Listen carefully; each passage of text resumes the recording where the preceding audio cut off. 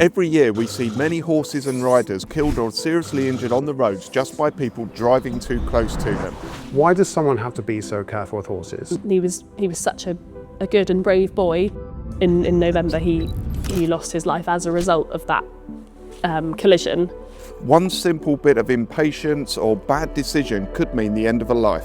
You join me today with the police and the rural crime team on a live operation to see exactly what drivers are doing wrong. And also, we're going to learn some of the things that we can do as drivers to help keep horses and riders safe. So Owen, what do we as drivers need to bear in mind when passing horses on the road?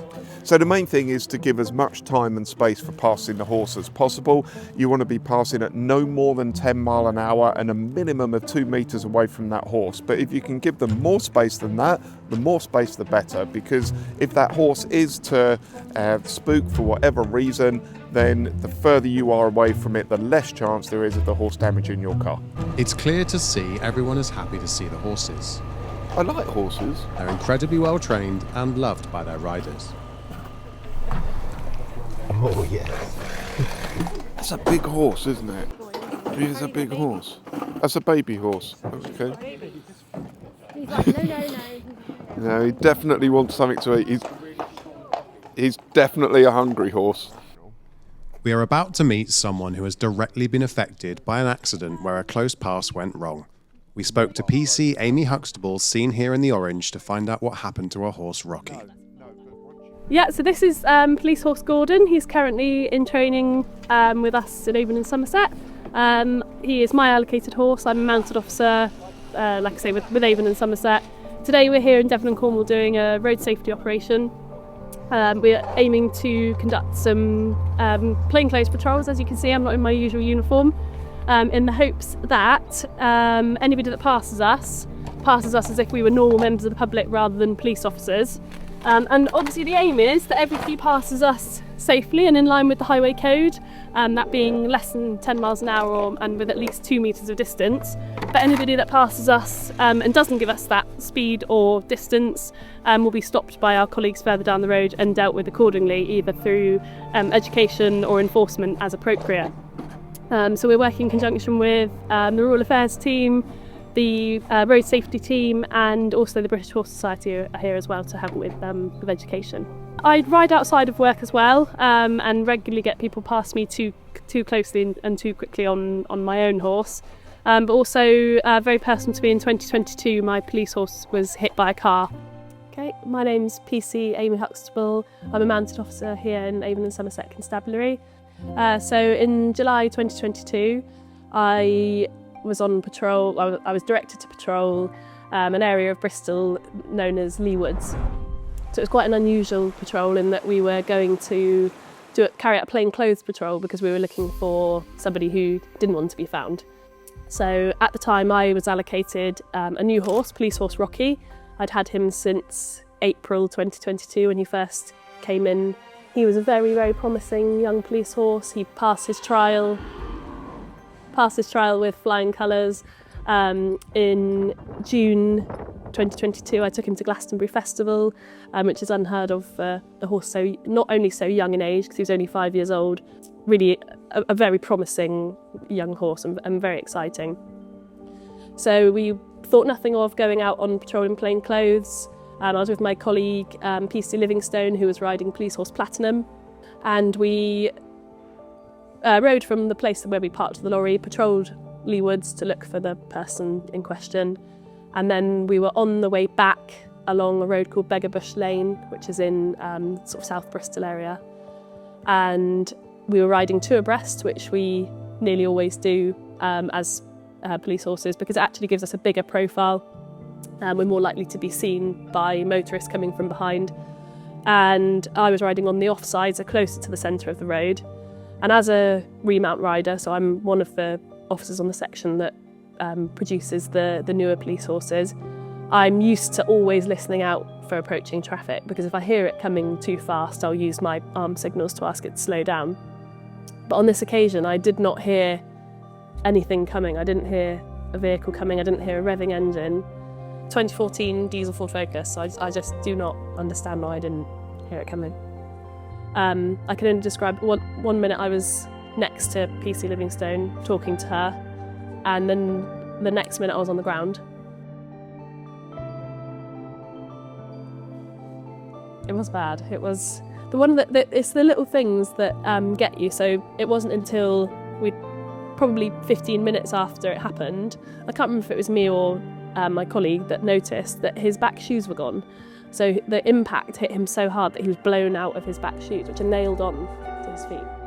The case went to court in January 2023, and he was banned from driving for 3 months, which is the maximum for the offence of driving without due care and attention. Had my elbow been broken, it would have been a higher offence of caused serious injury through either due care or dangerous driving. This incident was not intentional, there wasn't intoxication, it didn't fall into the realms of a dangerous drive, it was a due care. So actually for the magistrates to sentence somebody to a ban for a due care is actually really, really unusual. I was pleased with that because it was they went at the maximum end of the penalties that they could give, which was reflective of not what happened to me but what happened to Rocky. But it has had a lasting impact in me, and that I don't feel the same about riding on the roads, either on police horses or in my own time I have my own horse. It's changed my life forever. Rocky was described as heroically calm after he'd been struck in his left flank. He made a promising recovery initially, but tragically had to be put down 3 months after the accident on the 28th of November 2022 due to his injury that ultimately meant he would never recover.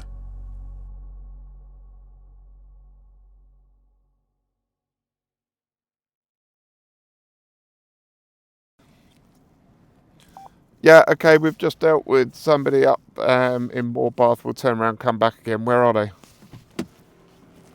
So we're outside of the pub that's on the corner. I think it's called the Toyman's Rest. If we wait here, is that okay? Yeah, that's fine. So when we're coming up behind the horses, we want to approach them as slowly as possible to give the rider time to see us and hopefully acknowledge our presence. Going past them, we give them as much space as possible, but no less than 2 metres. We have to give them at least 2 metres space, but if you can give them more space, then it's advisable to give them as much as you can.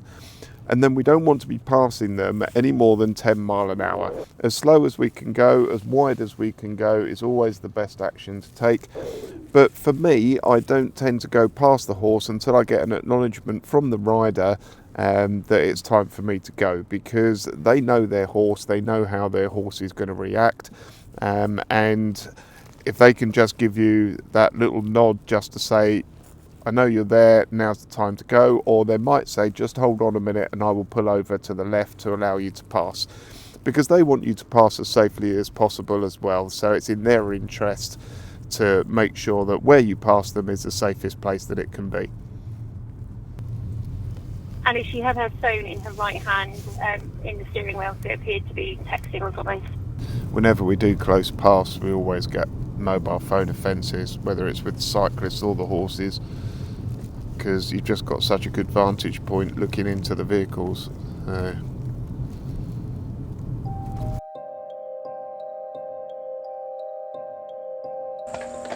You can really see the advantage to this perspective from the body-worn cameras of the mounted police officers. The silver van. Driver doesn't have a seatbelt on. Allowing them to gain a unique perspective into vehicles, perfect for catching mobile phone users. It's also important to notice the hand signals the riders are giving. You can see with the lorry approaching, they first signal the lorry to stop because they understand how their horse will react in this situation. Thank you. So as you can see from the sheer size of these animals, it's really important that you stay as far away from them as possible, because if you get too close and you frighten the animal, it's likely it's going to go into your car and cause a whole load of damage. Now, a little bit later, Amy is going to talk about the flight aspects of how horses kind of work, really, and what could potentially spook them. But you can just see here how big these animals are and potentially the dangers that they could pose if you get too close to them on the road. You headbutt me or eat me. Oh, really? Really? No, look, he's covered me in slobber. Look at that, look. So a lot of the common driving mistakes that I see personally, both on duty and off duty, are drivers passing too closely to us, so well within the 2 metres, passing us but then cutting back in too quickly in front of us, which can startle the horses, passing us too quickly, well in excess of the 10 miles an hour, which is mandated in the highway code, revving their engines or sounding their horn. Obviously that can startle horses, again, they're flight animals, everything needs to be kept calm and quiet, and just general antisocial behaviour. So even on duty in uniform, I've had drivers swearing at me, making rude hand gestures. At the end of the day, obviously, we need to be sharing the road space. You might assume that police horses are unfazed by anything, but that isn't the case.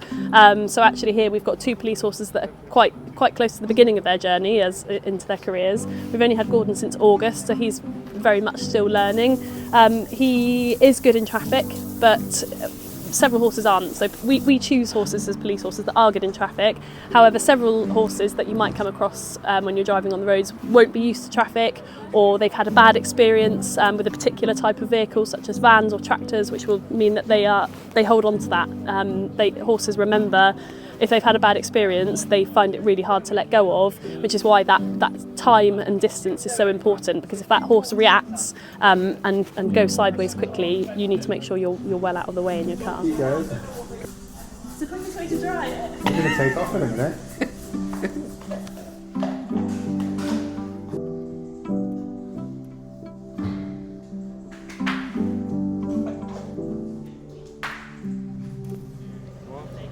So we have Lisa from the British Horse Society, and I'd love to ask you, from a rider's perspective, what do you want us drivers to know about passing horses on the road?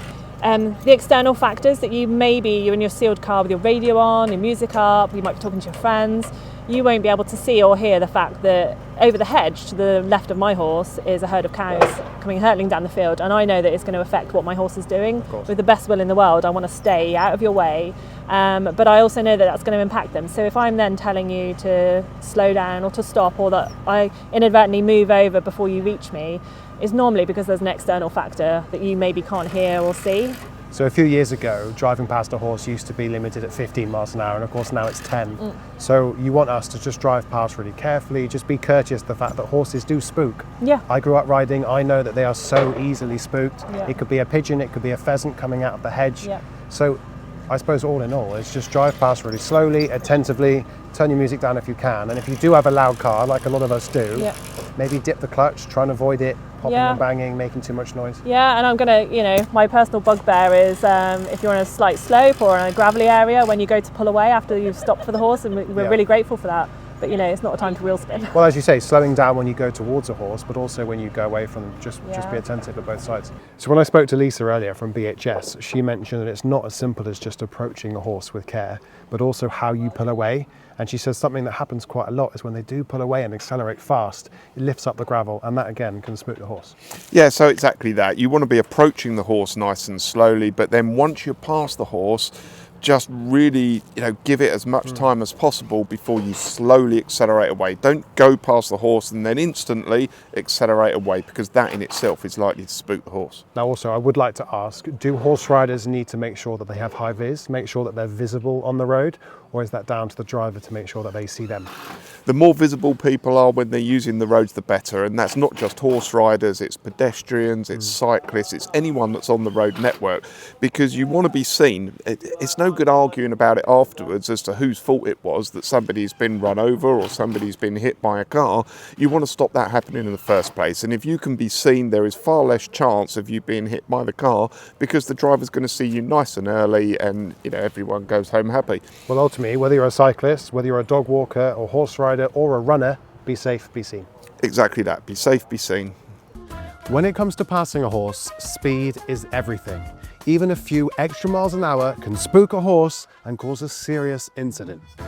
And when you're approaching horses, that awareness really matters. That's why you use the Road Angel Pure Sync to keep you aware of speed at all times. It's not about avoiding fines, it's about keeping horses, riders, and everyone on the road safe. If you want to grab a Road Angel Pure Sync for yourself, or of course an amazing dash cam, you can use code GCN15 by using the link underneath this video to make yourself that much safer on our roads. Thank you to Road Angel. Of course, we wouldn't have been able to make this video today if it wasn't for the help of the British Horse Society. So Alan, on that note, outside of filming videos just like this, give us a little bit of an insight as to what you do behind the scenes and how the viewers can go and support your message from the British Horse Society. Okay, well, the Dead Slow campaign is the flagship road safety campaign that we run, and you can get every little bit of detail on our website, bhs.org.uk, and then look for Dead Slow. There's information there for motorists, for riders, and some case studies as well. So really important, have a look at it. We are there, we're passionate, and we are so committed to increasing the safety of horses on the roads. Why does someone have to be so careful with horses? There's bound to be people watching this video right now that have never spent any time with them. So please help us understand. Okay, an important point there, George. Horses are flight animals. So they are set up from way back, you know, in evolution to actually look out for a threat. So even now, even though they're domesticated, they are still wired up to think that maybe that saber-toothed tiger might be jumping out at them. So their eyesight, they can see things behind them, their smell, their hearing is all set up. So if it's something they're unsure of, they may well move very, very quickly and away from what they perceive as a threat. So on a road, if something frightens them or they're unsure of, they may move very, very quickly to their right in front of a car. And that's why it's so important that when you see that horse, you approach at that 10 miles an hour and give that 2 meters distance. You know, not all horses are going to shy at something, but you just never know. So that flight instinct will never be removed from horses. That will be evolution that does that. So even though police horses get desensitized, you can't take that flight instinct away from them. So have that in mind, that they will move that quickly if something upsets them. So thank you for chatting to you, George, and yeah, look forward to trying to get those figures coming down and make it safer for horses on the road. I will make sure that I stick the link to the website underneath this video, but also, do you have a social media platform that maybe they can go find? BHS Facebook and Okay. on Instagram as well. So yeah, we're out there and trying to get our messages out there for everybody. We are not working just for equestrians. We are working for the safety of drivers and other road users as well. I think it's a really important message, and honestly, I owe you so many thanks for coming down, to your team as well. Further on in this video, there's of course other people involved. We really appreciate your help. So thank you so much, and hopefully we can cover this again in the future. Thanks very much.